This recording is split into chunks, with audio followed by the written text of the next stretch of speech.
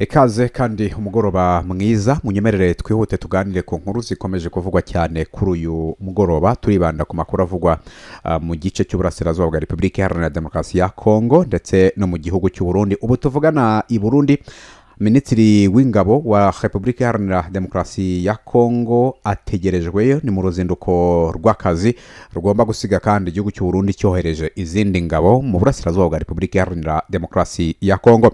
Ndakubwira ko kandi umutwe w'abajenosideri wa FDLR wishe abasivile 10 muri teritwari ya Masisi ndetse na Walikale none tariki ya 25 ukwezi kwa gatanu mwaka wa 2026. Hanyuma ariko kandi turaganira ku yandi makuru akomeye cyane aturuka Ikisangani nyuma yuko ikibuga cy'indege cya Kisangani cyongeye kuraswaho na drone z'umuhari wa M23. Kuri hari amakuru avugwa ko umubare w'abasirikare biciwe muri iki gitero ukomeje gutumbagira kuko hari kubarurwa abasirikare barenga 30 bakoreraga kuri kiriya kibuga cy'indege ndetse n'abandi bari ku birindiro bisanzwe bihagurukirizwaho drone bitabye Imana nyuma yuko umutwe wa M23 uharashe ku munsi w'ejo ku itariki ya 24. Ibi rero bije bikurikirana n'andi makuru akomeye cyane akomeje kugarukwa mu burasirazuba bwa Kongo. Turasoreza ku nkuru itubwira ko mu by'ukuri igihugu cya Irani intambara kimaze iminsi cyarashojweho na Leta Zunze Ubumwe za Amerika hamaze kuvumburwa ko yateguwe hifashishijwe ubwenge bukorano cyangwa se AI, Artificial Intelligence. Ibi bikaba byavumbuwe n'igihugu cy'Ubushinwa. Turakomoza kuri iyi nkuru mumenye ko operasiyo zagiye zikorwa n'ubwenge bukorano hagatahurwa ahari ibirindiro ndetse n'ahagomba kuraswa mu gihugu cya Irani, bikaba byaratumye mu by'ukuri iki gihugu gishegeshwa ku rwego rwo hejuru. Mbahaye ikaze mwese muze tuganire. Reka duhere i Burundi. Kaderi Burundi muri amakuru kwa perezida w'u Burundi Evariste Ndayishimiye. Amakuru atubwira ko rero nyuma yuko kuri uyu wa mbere mu mujyi wa Bujumbura hategerejwe uruzinduko rwa Minisitiri w'ingabo w'igihugu cya Repubulika Iharanira Demokarasi ya Kongo, umutekano wakajijwe. Ni nyuma yuko amakuru yavugaga ko Minisitiri w'ingabo wa Kongo yarari mu mujyi wa Uvira, nubwo mu nkengero zaho muri Kivu y'Amajyepfo havugwa imirwano ya hato na hato, ariko na vice Minisitiri w'intebe akaba na Minisitiri w'ingabo wa Repubulika Iharanira Demokarasi ya Kongo Guy Kabombo Mediamvita yarari hariya mu gice cya Uvira, ariko kuri ubu amakuru avuga ko yamaze kuba yerekeza i Bujumbura mu murwa mukuru w'ubucuruzi w'igihugu cy'u Burundi, aho biteganyijwe ko agomba kugirana ibiganiro na mugenzi we w'i Burundi bamwita Marie Chantal Nijimbere. Aba bombi bakaba bagomba kuganira ku birebana n'imikoranire ndetse no gukomeza ubufatanye hagati y'ingabo z'ibihugu byombi. Bikavuga yuko rero u Burundi bushobora kohereza abandi basirikare bashya mu burasirazuba bwa Kongo mu rwego rwo kuyamba igisirikare cya FARDC n'igisirikare cy'igihugu cya Kinshasa. Ibiganiro by'aba bombi kandi amakuru navuga ko ngo byibanda ku bufatanye bwo gutabarana, bikaba bivuga ko no mu gihe u Burundi bwaterwa donc ingabo za Kongo ziteguye kuba zatabara aho rukomeye mu rwego rwo kugira ngo bashimangire uko bakomeza gutabarana by'umwihariko mu bibazo by'umutekano. Biteganyijwe kandi ko impuguke z'impande zombi zikora imirimo yo gusuzuma no gushimangira ubufatanye bwa gisirikare ku ngabo z'u Burundi zikorana n'iza Kongo muri Repubulika ya Kongo by'umwihariko muri Kivu y'Amajyepfo mu rugamba rwo gushaka uko bakomeza kwivuna umwanzi, nkuko amakuru yose akomeza kugenda abishyira ahagaragara. Uru ruzinduko amakuru akomeje kujya ahagaragara aranemeza ko nyuma yuko Mediamvita Minisitiri w'ingabo wa Kongo akaba na Vice Minisitiri w'intebe wa Kongo, uruzinduko rwe nirurangira ngabarenga batayo 2 ubwo bagizwe n'abasirikare katurebe imibare ndabona batayishyizeho bagomba kwita boherezwa muri komine Minembwe, aho ni muri Repubulika Iharanira Demokarasi ya Kongo. Ibi bintu bishobora kuri buze kongera guteza saga nyuma yuko abari sanzwe bari muri Kongo n'ubundi byagiye biteza asaga. Tukiraho rero umutwe wa M23 ubwo twinjiye muri Repubulika Iharanira Demokarasi ya Kongo, none amakuru atubwira ko wagabye igitero gikomeye cyane ku kibuga cy'indege cya Kisangani ni mu burasirazuba bwa Repubulika Iharanira Demokarasi ya Kongo. Ni igitero kibaye ku munsi wa kabiri nyuma y'uko no ku munsi w'ejo ku cyumweru bari bahagabye igitero simusiga kandi cyasize abasirikare barenga 30 batakarije ubuzima. Amakuru atubwira ko iki gitero cyongeye kwibasira ibikorwa remezo bya gisirikare byakoreshwaga ku kibuga cy'indege cya Kisangani, by'umwihariko ahahagurukirizwaga drone ziza kugaba ibitero mu bice bitandukanye biri mu maboko y'umutwe wa AFC. Iki gitero kandi cyashenye intwaro yo mu bwoko bwa D4 yarindaga ikirere cya Repubulika Iharanira Demokarasi ya Kongo, yariri kuri kiriya kibuga. Amafoto bwiza yabonye ngo agaragaza iyo ntwaro yangiritse bikomeye cyane nyuma y'icyo gitero. Icyo gitero kandi kibaye nyuma y'igihe kinini ingabo zirwana ku ruhande rwa leta ya Kongo nabo bari gukoresha iki kibuga cy'indege mu kugaba ibitero ku bikorwa bitandukanye by'ingabo cyangwa se biri mu matware ya M23. Ku munsi w'ejo wundi kuwa gatandatu no kuwa gatanu ahitwa Rubaya hagabwa ibitero, ahitwa Rumangabo ikigo cya gisirikare nacyo kigabwaho ibitero bikomeye cyane. Ni ibitero kandi biri kugwamo abasivile. Iki gitero cy'uyu munsi n'igitero cyejo ku ruhande rwa Armée Congolaise Révolutionnaire biri kuba ariko mu rwego rwo kwihorera, biri kuba mu rwego rwo kugira ngo habeho kunetraliza no guca intege izi defense za Kinshasa ziri kwataka, ziri gukora attack zikagaba ibitero kandi bikagwamo abasivile by'umwihariko muri eneo zo mu uyu mutwe wa M23. Mu mezi ashize ibitero byinshi bya drone byaturukaga Ikisangani byagiye bivugwaho kwibasira uduce twa Minembwe, Masisi, Rubaya, Rumangabo ndetse n'ahandi mu ntara Kivu y'Amajyaruguru n'iy'Amajyepfo. Hari amakuru kandi yavugaga ko bamwe mu bakozi b'igisirikare ndetse n'inzobere mu gukoresha drone n'ibikoresho byo kuyobora ibitero byo mu kirere bari bamaze igihe bakorera kuri icyo kibuga cyarashweho n'uyu mutwe wa M23 bifashishije ubufasha bw'ingabo rero n'abajyanama bo mu gisirikare baturutse mu bihugu bifatanya na Repubulika Iharanira Demokarasi ya Kongo. Harimo Burundi, harimo Tanzania, harimo SANDF ubwo ni igisirikare cya South Africa, hakabamo n'igisirikare cya Angola ndetse n'abamercenaire. AFC rero kuri ubu ikaba imaze igihe ishinja ingabo za leta ya Repubulika Iharanira Demokarasi ya Kongo nabo bafatanya kwibasira abasivile cyane cyane mu bice byegereye imirongo y'urugamba. Kisangani ifatwa nk'ahantu h'ingenzi hari ibikorwa by'igisirikare kandi bikoreshwa mu kuyobora ibitero byo mu kirere by'umwihariko mu burasirazuba bwa Kongo.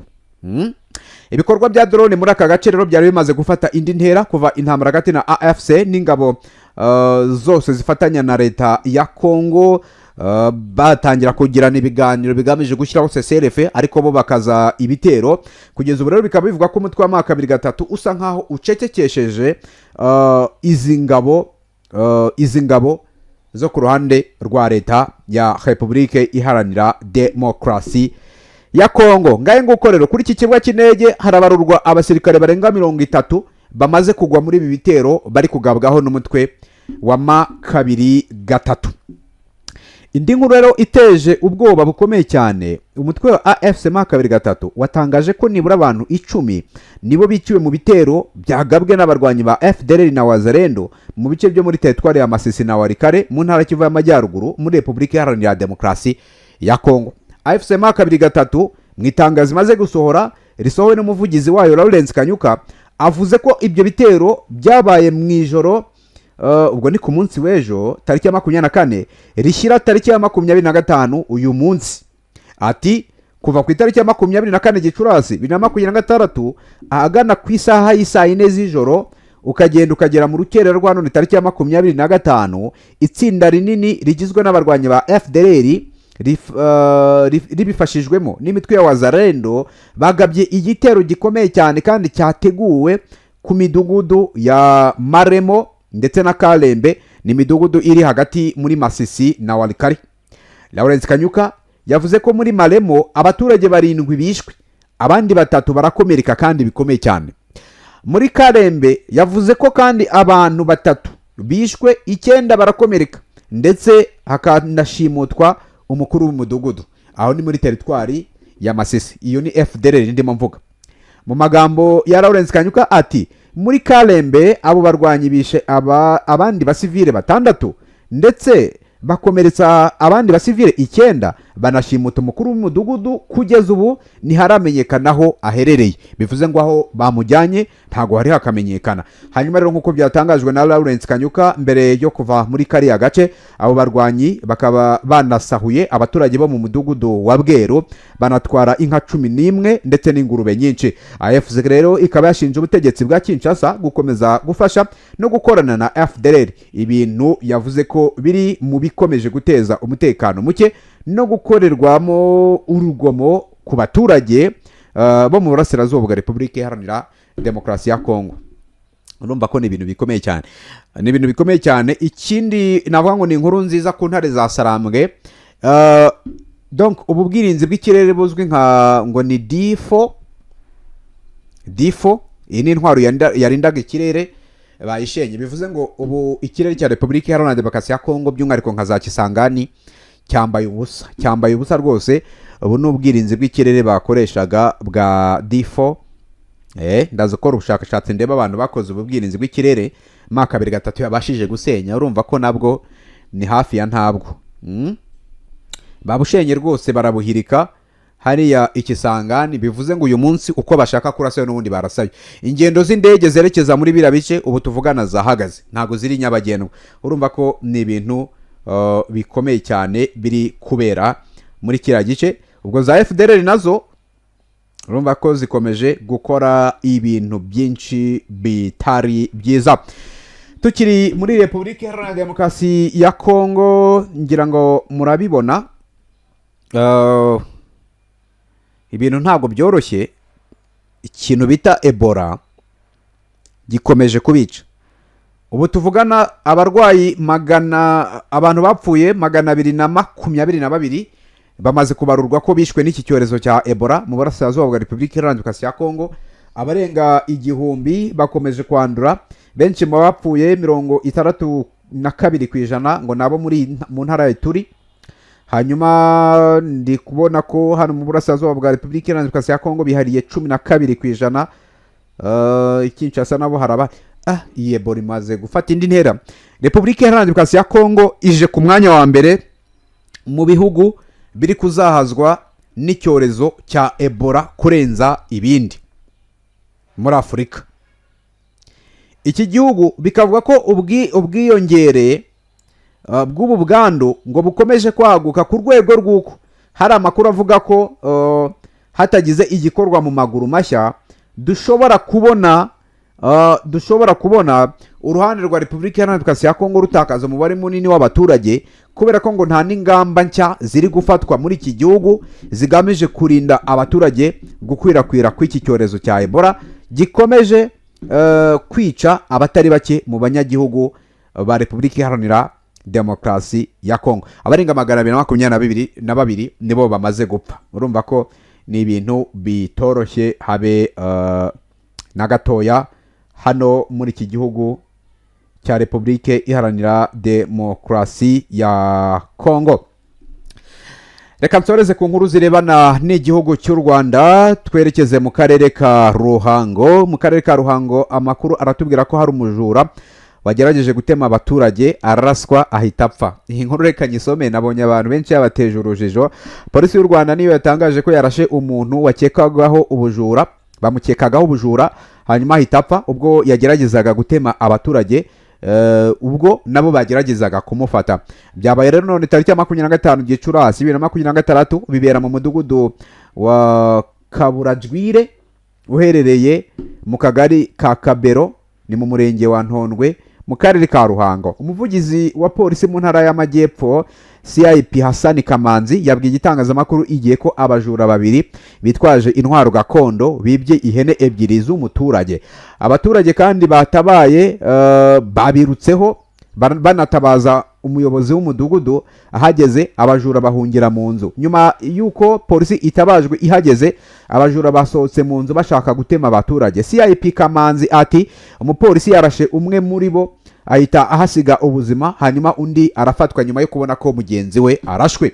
Umuvugizi wa polisi mu ntara y'Amajyepfo kandi akaba yashimye abaturage bagize ubutwari bwo gutabara. Ati polisi zakomeza gukoresha ububasha bwayo mu kurinda umutekano w'abantu ndetse n'ibyabo. Aho ngaho ni mu karere ka Ruhango niho hatemwe umujura wageragezaga kwica cyangwa se wageragezaga gushaka gutema abaturage. Urumva ko ni ibintu bikomeye cyane, aho ni mu Rwanda. Hanyuma ikindi kivuga mu Rwanda ntari butindeho, minisitiri w'intebe Nsengiyumva Justin akaba yahuye n'abanyarwanda baba muri Beni. Hanyuma munyemere nsoreze kuri iyi nkuru itubwira ko inteko nshinga amategeko ya Uganda yabonye umuyobozi mushya usimbura Annette Omongo uherutse gufatirirwa imitungo ye yose akurikiranweho ibyaha birimo kunyereza imisoro, kunyereza umutungo w'igihugu, ariko benshi bavuga bati yafunzwe ku mpamvu za politike. Jacob Malkosonis Abrof rero wari minisitiri w'ingabo muri Uganda niwe watorewe kuba perezida w'inteko nshinga amategeko muri manda ya 2026-2031, asimbuye Annette Omongo uri gukorwaho iperereza ku byaha birimo inyerezwa ry'umutungo w'igihugu. Uyu munyapolitike rero akaba n'umunyamategeko yatowe none tariki 25 ku bwiganze bw'amajwi 441 ahiga Paul Mwiru wagize amajwi 60, ndetse na minisitiri w'ubutabera Norbert Mao wagize amajwi 15.